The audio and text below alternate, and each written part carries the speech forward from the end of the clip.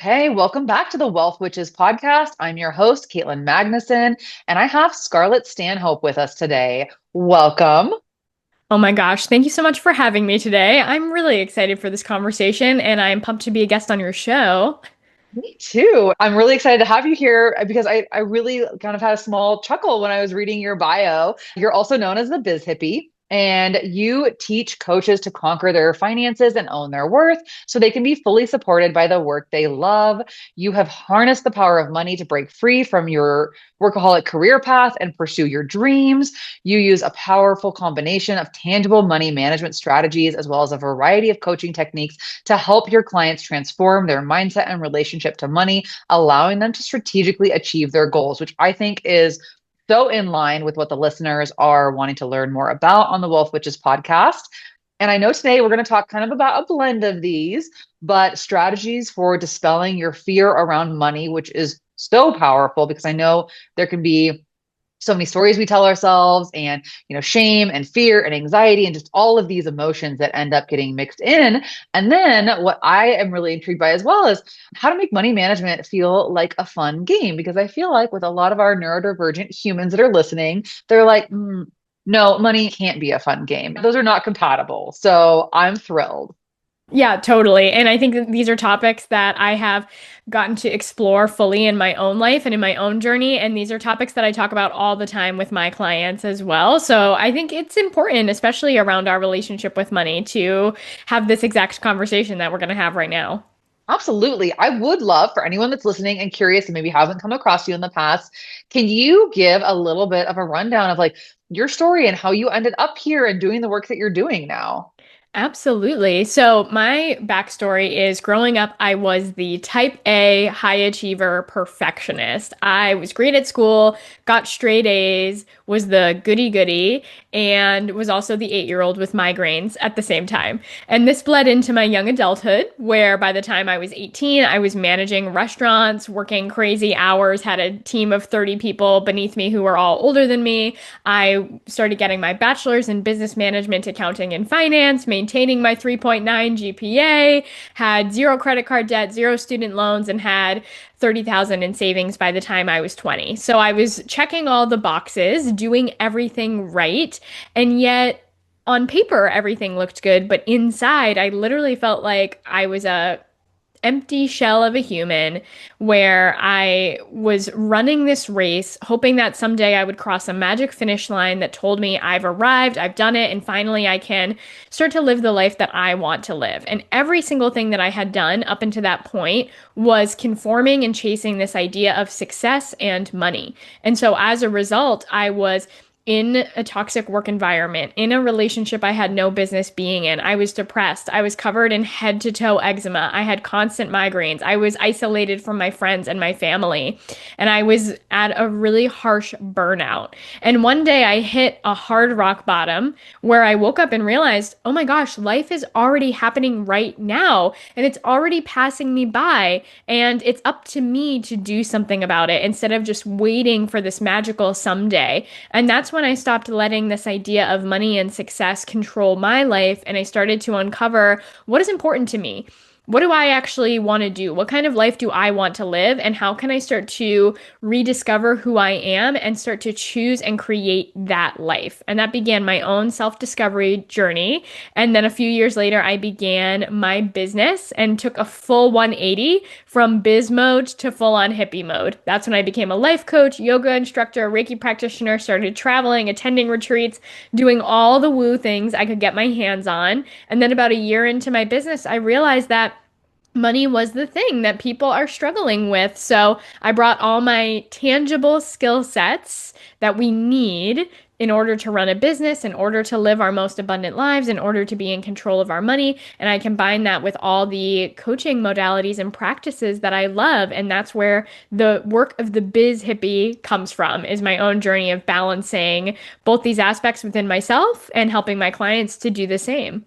I love that so much. And so much of that mirrors my journey in very different ways of like overperforming, not quite on the perfection, but like everything was easy, good, etc. And then got to a point where I was like, I'm miserable. This is awful. Like I can't imagine doing this for another 40 plus years in this spot. And for me, and I think it sounds like for you, a lot of the power comes in combining really like the woo and the wealth and like how are we doing practical things with this element of woo or spirituality or like holisticness to it that I think is so important because I think at least I've been seeing a lot of people that will do one like, hey, we're Mhm. gonna go do this, we're gonna manifest or have, gratitude practice, but then nothing about like, how about we go pay your quarterly estimated taxes or automate some, like just the things that could be like that can make such a big difference. So on this first topic that I know we really want to chat about, when it comes to dispelling your fear around money, I would love for you to kind of lay the groundwork on what that has looked like in your experience for people when they have fear around money. Like, how is that showing up?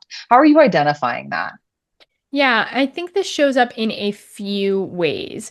One of the biggest reasons why people have fear around money or money stress is first and foremost because we don't have a clear and accurate picture of what is going on with our money. We can't see our money clearly. It feels very intangible. It's just like swimming around our head like this big fog. We can't really trust it. We don't know when it's going to run out. We don't know how much we actually have. We don't know if the decisions we're making, especially when we're moving money around, like if they're going to pan out or if we're going to regret them. And really not having clarity around what's actually going on with your money, that's what creates a lot of money stress and fear around money. It's because you're literally living in the unknown, and therefore it feels like money has control over your life instead of feeling like you have control over your money. And then the second thing that happens when you're in this state of not having a clear picture of your money is it creates a lot of room for our default relationship with money to rise up and control our lives. And so I like to talk about your relationship with money is what you think about money, how you feel about money, and how you use your money. And most of us have a relationship with money that's rooted in scarcity, lack, not enoughness, and it's from beliefs that we learned in childhood. We learned beliefs about ourselves, the world, and money that's generally rooted in scarcity. And so when we have this money story that is rooted in not enough, and then on top of that, we can't see our money clearly, this just creates the space. It's like a blank page for these money stories to run rampant, which is exactly why you can actually make more and more money and yet still feel exactly the same way about money. Feeling like no matter how much you make, it's never enough. You're scraping by, you still feel the same stress. Or maybe when a lot of money comes in, it goes out just as fast. It's because we have an emotional relationship with money that we are often unaware of and that is often unconscious. And therefore, we're just playing out these old money stories and patterns that no longer serve us and keep us stuck in the current situation that we're already in. Yes, all of that so much. I can't tell you the number of times that I've worked with a client and they've dramatically and on paper improved their financial situation, and yet they tend to fall into the same patterns or have the same cycles pop up and have the same stressors and have the same anxieties. So when you're working with your clients and you're identifying these fears or these patterns that are coming up, when it comes to actually dispelling or working through those, fears or those cycles, like where do you even get started with that? Yeah, there's definitely a few techniques that I teach my clients and that I love to bring to the table. And it Hmm. starts first with this internal awareness. I think Okay. the biggest problem that I see most people doing is we think that the solution is to just make more and more money, and we think that that's going to solve all our problems. So we hustle, we work hard, and we think once we have more money, then things will be different. But the problem is we actually need to pause and look at the internal relationship with money. Otherwise, the amount of money isn't going to make a difference at all. So the first thing that is really powerful is simply bringing awareness to your relationship with money, recognizing that you have a relationship with money in the first place and starting to uncover what is this relationship with money based on. And even starting to uncover this and bring awareness to your relationship with money will start to shift things because previously we're just living this way on autopilot. We're just unfolding these patterns, we're unfolding these habits, we're unfolding these beliefs. But when we start to notice what are our foundational beliefs around money, Where did they come from? Where did we learn these? What were the specific moments in time where these beliefs were implanted? And what were the habits and the defense mechanisms that we created as a result? And when you unwind this with very specific tools and techniques to help your body feel regulated, to emotionally process those beliefs, to see them clearly, and then you can start to shift that narrative. You can start to shift the subconscious response. You can start to shift the foundational beliefs that you have around money. And when you do all of that, it changes the way you feel about money, even if your financial situation hasn't changed yet. One that's listening that might be a little bit skeptical. Hey, I don't think I have this problem. I just think it's XYZ. I've heard some of these objections pop up in the past. And so that's why I'm throwing them out here. So that anyone that's found themselves in this spot of like, yeah, I just need to work a little harder, or yeah, I had this unexpected XYZ come up. How do you, I'm not saying that you need to convince people to work with you because I think, people need to be ready and like acknowledge that they want to be doing this. But how do you address if those concerns come up of like, hey, yes, and like, what does that look like when you're working with someone and helping identify these things and they're just like, oh, no, no, no, no, no, like it's not any of that. It's actually this. Yeah, I think this is really interesting because I was just having this conversation with a client today where she was saying, like, oh, I felt like I had already done a lot of personal growth. I felt like I had already transformed and healed a lot of my childhood wounds and my patterns. But now that we've been working together a couple of weeks, she realized, wow, my relationship with money is deeply tied to my childhood traumas and these moments and memories that happened, and I didn't even notice it. And I thought I had healed a lot of it. So, honestly, unless you're bringing awareness to these specific things, it's easy to not notice it. It's also very easy to just think that this is normal. Everybody believes these common scarce based beliefs. It's just the way the world is. So, you can actually live your life and honestly like make good amounts of money and in some definitions be very successful without addressing these things. But the biggest piece of evidence of this is how long have you been on the hustle hamster wheel, working harder, working more, trying to get more money, hoping that this will resolve the problems, either letting go of money stress or finally making enough to transition out of a misaligned 9 to 5 job into your business full time, whatever it is. If you've been trying with the action and the doing and the hustle and you're trying to get there, but you haven't gotten there yet, it's because there's something going on internally. As a yogi, I'm a big believer of the saying, as within, so without. If there's some external circumstance that you are in your life and you don't want it to be this way, it's because there's something within you that is creating this life that you are living right now. I believe you're the creator of your reality, and if your reality isn't how you want it to be, then the fastest, simplest way to shifting that is doing the internal work. And bringing awareness to your relationship with money is honestly the deepest layer of personal growth and development you can do. I don't know if this speaks to what you felt, but I'm 35. And for me, it has been very interesting to continue to be doing internal work. Like I feel like the millennial and younger generations have been doing, and some Gen X for sure, but have been doing so much just generational work at getting in touch with who they are and like unpacking these patterns and like breaking them, just doing so much work generationally. And there are times where I've gotten a little bit tired. I'm like, oh my God, when does it end? And I feel like the answer is never, right? Like things transition, like what it looks like may change, but like being self-aware and like having things come up, and it can be very much like new level, new devil to an extent, right? We're all you like Totally. see something pop up and I'm like, oh wow, or like, even from like a operational side, I'll remove a bottleneck. And, something gets fixed. And it's like, oh shit, well, now this is a bottleneck because like we weren't aware that that was there or that that was going to be an issue until this first one was removed. It makes me laugh because I feel like if we're not going to take the time to kind of, laugh at a situation and be like, oh yeah, like ta-da, guess what? It happened, then it can make things significantly more difficult. So when it Mhm. comes to dispelling these fears around money and doing this work, and so feel free to say that this is the case, I feel like your answer will be it depends. But what does this look like? Like if you're putting a time frame on dispelling fears, a client comes to you and they're like, Scarlett, I'm, really struggling. I don't know. I don't know everything that I don't know. I don't know what's going, like, I just need help. What does that journey look like for someone when they are working with you as a gross generalization? Yeah, totally. So, and one thing, just to go back to what you said about this being an unfolding journey and new level, new devil, absolutely. I believe that transforming your relationship with money is boss level personal growth. Like if you've done a lot of personal growth, transforming your money is a boss level, but also I'm a big believer of like I love growing. I love facing the challenges, and when you can really love and enjoy that journey, it changes the flavor versus Mhm. just being like, oh, I wish this was over and I didn't have to do it.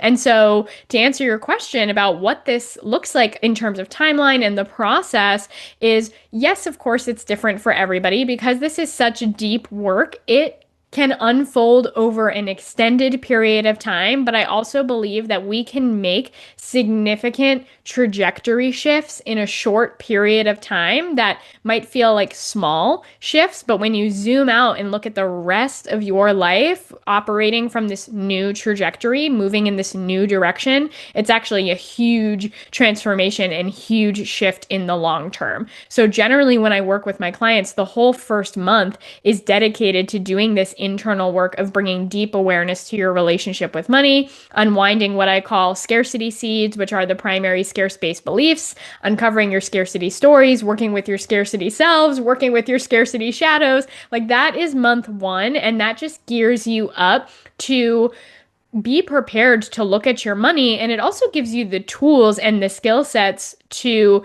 see how you are the one in control of your life. It helps you feel like, oh, I am the creator. I can see very clearly how I'm creating this life that I'm currently living, and I know how to use these tools now to continuously shift and own my power, own my control, and make decisions and step into my next level of abundance over and over again. And that's just month one. So I believe so much can actually happen within the first month because if you have a money story and a scarce based belief that you have been carrying for your whole entire life, but finally you pinpoint that and you discharge some of the emotions around that and you create space and awareness around that, that can change everything and it can change it very, very quickly. Now, that being said, there's also the next step of learning to tangibly manage, track, and be in control of your finances. And for some people, that can feel super easy, especially once we've done the internal work. And for others, it can feel harder and stickier and challenging, and there's resistance around it. So, that is a skill that gets to be developed and honed in and crafted over time. So, to answer your question, I believe that these shifts can happen very, very quickly. And I also think that they continue to unfold as a practice over an extended period of time. I think that makes total sense. And I think that's really helpful for, someone looking to do this work to have an idea of like, how, like, where do I start? How do I make progress? Because I think having some good wins, so to speak, or like forward momentum can feel so good and continue to give you that drive to keep going, to continue with, like you said, the practice. You did allude to, I feel like the other part of what we were going to chit chat about here with, setting up, like getting into your finances and how are you, things can feel a little sticky. Like, what are we doing here? And I think for a lot of the listeners here, money especially can come with a lot of avoidance. And, oh, I have enough money. My card didn't decline. Like, I'm fine, or we'll do the quick, like, bank balance check, maybe. But as long as things are going, we're just going to kind of roll with it. And I do think that making money more fun, I think money can be really fun. I also understand that for a lot of people, it doesn't feel that way. So when it comes to, sort of setting up some of these practices or routines, how do you make money fun for someone that is just, they think of money management and they roll their eyes and they want to bury their head and like never talk about it again in their entire life? Yeah, yeah. I think there's a couple phases to getting to the point where money Yeah. does feel fun. The first is you're avoiding it for a reason. If you're somebody who's in the avoidant camp, there's a reason why you're avoiding it. You're making your money mean something about you, and therefore there's some feeling you're avoiding, there's some story you're avoiding. And often what I see for my clients is this sense of, if I really face it, then I'm going to see how bad it is. And I'm going to have to really acknowledge how bad it is, or I'm going to have to change my way of living and I don't want to. Mm. And those are some common examples, but there's something that you're avoiding. But the reality is that looking at it actually doesn't change anything. You are literally already living this way. You've also been surviving this way. Like, you haven't died seemingly out of the blue just because of whatever your current financial situation is. So looking at it actually cannot hurt you. Yes, it might feel uncomfortable, it might feel intimidating, but again, around 70% of our money stress comes from not seeing our money clearly and not knowing what's actually going on. So that feeling within you that feels uncomfortable and wants to pull back and wants to avoid it, that is actually the exact indicator that it's the time to lean in. It's the time to see your money clearly and go through that storm, because most of that money stress is going to go away once you can see your money clearly. Because not seeing your money clearly means it's a problem that can't be solved. There's nothing you can do about it. But once you can see it, then you can go into problem solving mode. Then you can go into solution mode. Then you can do something about it. And that relieves money stress. And it also puts the power back in your hands. So I think that's the foundation, is seeing managing your money in this way where you're safe to do it, and it also releases money stress, and it also gives you a sense of control and power. But now on the flip side of that, once you've overcome that hurdle, money can be super fun because your money is 1/3 of your manifestation power. Every single day, we are manifesting and creating this life that we are living right now, and we do it through how we spend our time, our energy, and our money. Every single time you take action, every time you make a decision, you are spending time, energy, money on something, and that is creating the result of your current life that you are living. And when we ignore our money and we let our money be an unconscious process that's just happening off in the distance, then what we're doing is we're surrendering 1/3 of our manifestation power. Versus when we can see our money very clearly and really wield our money as a powerful tool to create consciously the life that we want to live, that's when we become a powerful manifester. We can literally use our money to create the life we want to live. And you can do this practice starting right now, no matter how much money you have. And that's when money becomes really fun. I think that is probably my favorite 2 minutes of this entire podcast so far. I think that's such a delightful way to look at all of this and to really quantify it for someone who might be avoiding this, right? It's like, I'm giving up like 1/3 of this. I have this 2/3 when I do need to be leaning in. I do need to be looking at it. Yes, it might be uncomfortable, like you said, but you are already existing. You do have 100%, success rate so far in life in making it through each day. So how much could change in such Mm, a wonderful way if you were to lean in and you were to look at this and you were to get through that, discomfort that comes up? yeah. Purely out of curiosity, what sorts of modalities do you use when you're working with clients? Like, I'm assuming they're virtual or like, Zoom consults through, because love that for the world and love to be able to connect with humans that way. But when you get in and you have someone, doing that internal work and then starting to make these transitions and make these aha moments and these breakthroughs, are you using like somatic work? Are you like, what does that look like? Yeah, so specifically for the internal work that I do, I Hmm. combine a few different modalities together.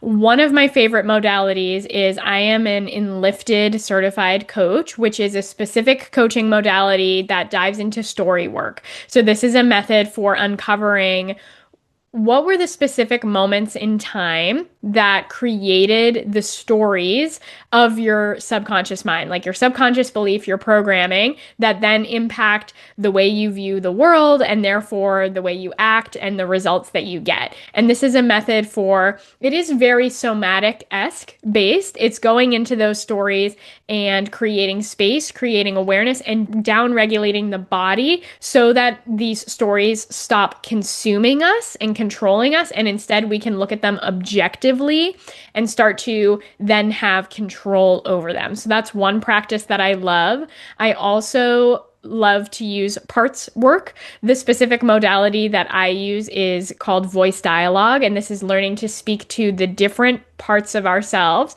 with their different conflicting needs and desires and their ways that they're trying to protect us and how that can keep us stuck in our comfort zone and self-sabotage us. So learning how to satisfy all parts of ourselves and get all parts of us on board to move forward in alignment with where we want to go. And then another practice I love to use is called existential kink, which is deep shadow work and really uncovering like how are we creating this life that we're living and how can we shift it to be more in alignment with the life we actually want to live. And what I love about all this internal work is it's about seeing everything objectively instead of just having it float around our brain and have it be controlling our life. And that's exactly the same process that we do when we tangibly look at our money. It's getting these numbers that are floating around in our head and it's getting it on paper so it becomes objective and we can do something about it. So the tangible work fuels the intangible mindset work, and then the mindset work fuels the tangible. They're so interrelated. And thank you for sharing that because I feel like sometimes there can be concerns or confusion or just like things about the, well, how are we even doing this? What does this actually look like? I know I love to have an idea of like, hey, you're getting into this, like, these are your expectations. This is what it looks like. And can you repeat the first? I think you said it was enlifted. Is that what it Yes. was? Yep. And I've never lifted. heard of that before. That sounds so cool. Yeah, so the certification was actually pretty small when I first started it, and Mhm. they've been steadily growing. But Oh, story wow. work is a really, Yeah. really awesome technique. It basically goes right to the root of your problems and changes your perspective very quickly. And often you can unwind a story that you've been carrying for decades and that has been impacting your life for decades, and you can shift your perspective on that in one session. That's so cool. Yeah, no, I've heard of story work before, but never like quite in that way. So, how awesome. Okay. I feel like I have fully satisfied the most burning questions that I have. But when this comes up, I know we talked about like who our listeners are and the humans that we work with a lot and like how diverse, but how many commonalities they have as well. Knowing our audience and our listeners, what do you feel like is really important to cover with them that we haven't already discussed? Yeah, I think the most important thing is that taking the time to heal your relationship with money is the best thing that you can do in order to really create the life that you want to live, including creating the business that you want to have. I think so many of us believe that it's either or. Either I can make money or I can do what I love, but I can't have both. And it's hard for me to live the life I want to live because money holds me back.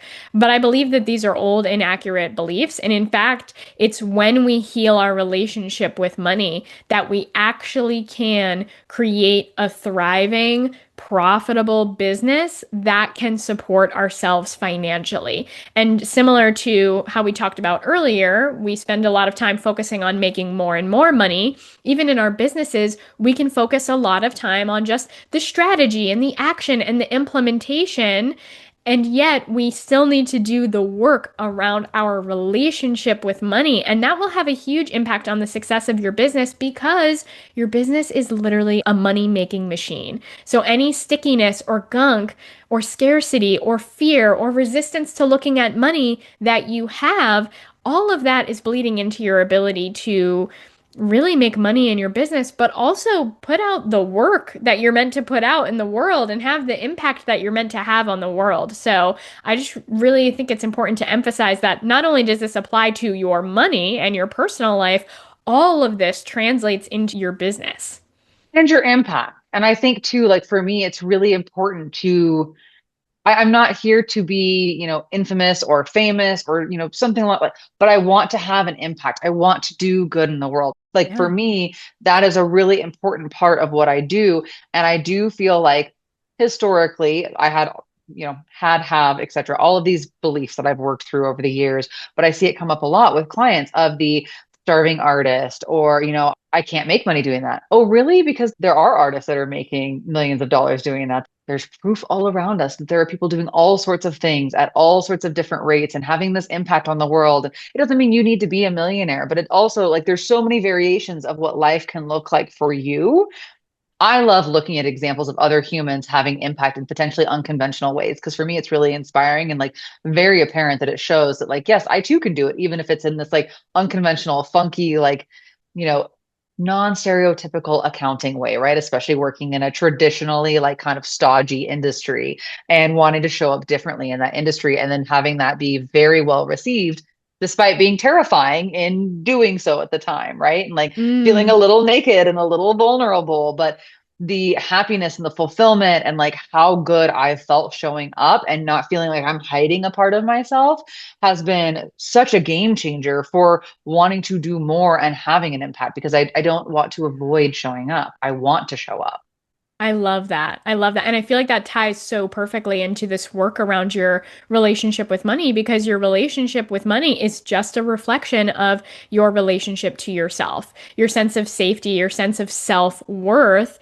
And you can do a lot of personal growth and healing, and you can even do a lot of work around your relationship with money. But then when you add a business on top of that, you're just hitting everything in a deeper way. And it's very common to have different beliefs around, like, I'm not worthy and deserving. I don't want to take money from people. It changes the quality of what I do or the value of what I do. If I include money in it, it changes the way I feel about my art or my craft. Like, there's a lot that goes into running a business, especially when you're a creative or a coach and the service that you're offering is literally you. It's your heart, it's your Mm. soul. And so you can take all the strategy, you can do all the things, you can follow all the steps, but if there's anything around not enoughness, scarcity, or stickiness around being able to receive money, being confident in your ability to deliver, or any other version of a money block, that's going to be the thing that's going to prevent you from making the impact that you're meant to make in this world and also being able to go full time with the work that you love and be able to support yourself financially while doing this work.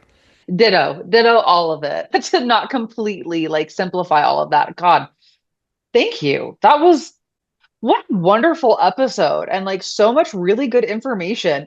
If anyone is wanting to follow along, inquire about services, I don't have a better way to say this. So if you have a better phrasing for it, I always say like stalk you on the internet, but I don't love how that comes across. So like That's completely okay. enmesh themselves Yeah, come in your stalk me on presence. the Yeah. internet. I would love to be stalked by you. So, the easiest way to step into my world and come and follow along also happens to be the very best next step that you can take this work to the next level. Because, like we talked about, I believe that the best thing you can do to start to transform your relationship with money is bring awareness to your relationship with money. And I have the perfect tool for you to do that.